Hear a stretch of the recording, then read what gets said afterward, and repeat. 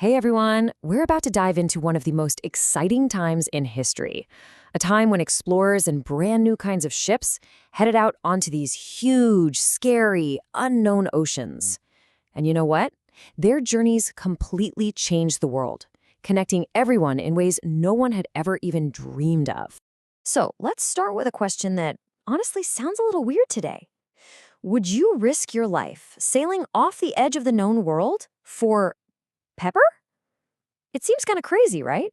But believe it or not, hundreds of years ago, this was one of the biggest challenges that kings and queens were trying to solve. See, back then, spices like cinnamon and pepper weren't just for making your food taste better. Oh no, they were a huge deal. People used them as medicine, and get this, before refrigerators, spices were one of the only ways to keep meat from going bad. They were so valuable, they were basically treasure. Seriously, people paid a fortune for this stuff. Now, for a super long time, there was pretty much one main way to get these incredible spices and other goods from Asia over to Europe. It was this famous network of trails called the Silk Road. For centuries, it was the superhighway for all the best stuff, silks, gems, and of course, all those spices. But then, bam, a massive problem. The Ottoman Empire took control over large parts of the Silk Road. And just like that, the main route became super dangerous and crazy expensive to use. The path to all the stuff everyone wanted was basically cut off. So this put all the leaders in Europe in a really tough spot. And they all started asking the same big question. If we can't go over land to get to Asia, could we maybe go by sea? Could we find a totally new way to get the spices and silks that everyone was desperate for? And that single question kicked off an epic race. But it wasn't just about the spices anymore. There were actually three super powerful reasons that pushed these explorers to risk it all. An easy way to remember them is the three G's: gold, glory, and God. Let's break those down. First up, gold. Pretty simple, right? Explorers were looking for riches, not just spices, but actual gold and silver. Then you've got glory. This was all about national pride, about making your country the most powerful and famous in the world by claiming new lands. And finally, God. A lot of these explorers truly believed it was their mission to spread their faith to new people across the globe. Put those three things together, and you've got a powerful reason to sail into the unknown. Okay, but you can't just decide to sail across the ocean one day. You need the right tech. And luckily, a bunch of amazing new inventions were popping up that made these long, terrifying journeys possible for the very first time. Let's check out what was in the explorer's toolkit. First, and maybe most important, was the caravel. This was not your average boat. It was a totally new design. It was smaller, faster, and had these special triangular sails. And those sails let it do something that was a complete game changer. It could actually sail into the wind. This meant they could explore parts of the ocean that were totally off limits before.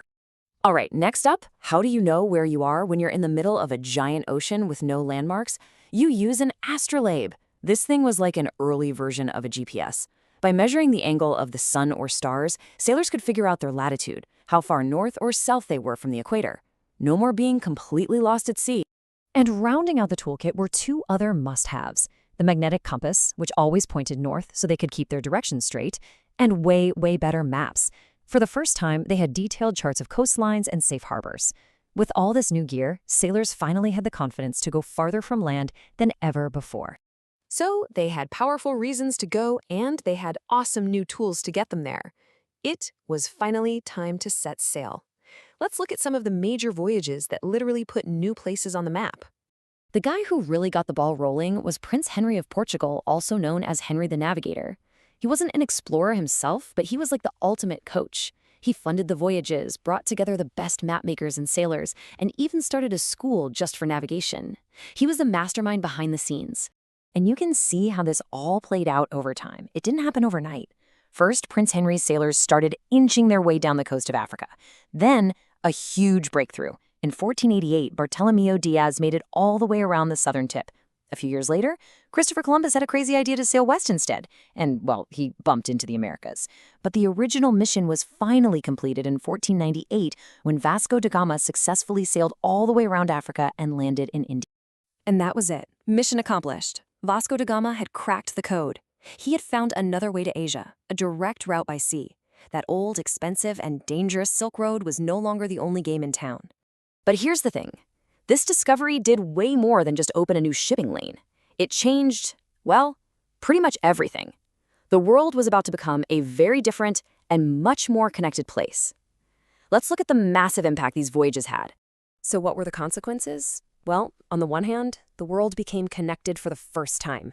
Trade exploded, and amazing new foods were shared between continents, which actually made people's diets a lot better.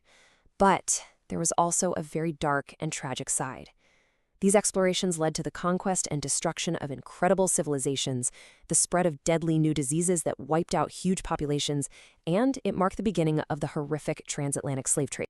So, at the end of the day, for better and for worse, these voyages took a world that was made of separate, isolated pieces and stitched them all together into a single global system.